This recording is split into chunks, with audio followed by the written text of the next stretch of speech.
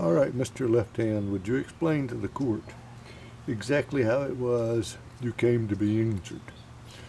Well, I was just minding my own business, holding a roll of duct tape after we had finished wrapping the foam on the boat rack.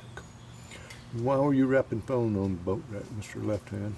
Well, me and the little blue-eyed blonde were fixing to go on a 4-day canoe trip.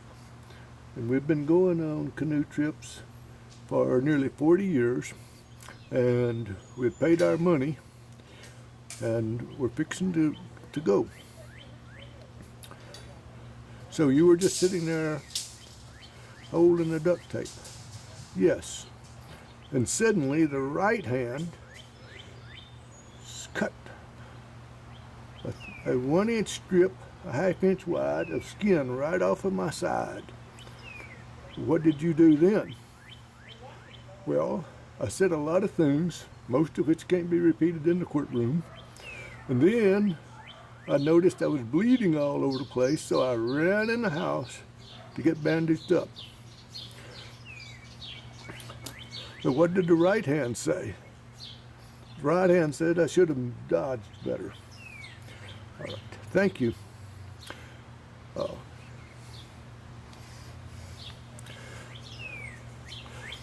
All right, Mr. Right Hand, would you explain exactly what transpired between you and the left hand? Well, as he said, we were getting ready to go on the canoe trip, and we had wrapped the foam on the boat rack, and I needed to cut the duct tape.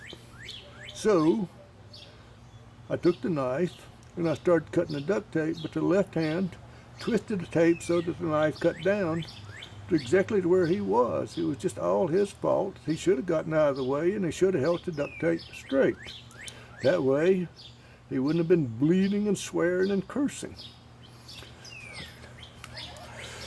Mr. Left Hand, exactly why do you think you got cut by Mr. Right Hand? It was negligent and held the blade loosely, so that it curved when it was cutting through the duct tape. If he had held it firmly and cut straight, there would have been no need for me to have been bleeding and going to the emergency room. All right, Mr. Left Hand, exactly what do you wish in damages here? Well, as you can see, I'm now incapacitated, have been to the emergency room, and been told by the doctor I can't get wet by paddling on the river, and so we're forfeiting $318 worth of payment for the canoe trip, $24 worth of Pennsylvania Boat Commission fees for a boat permit,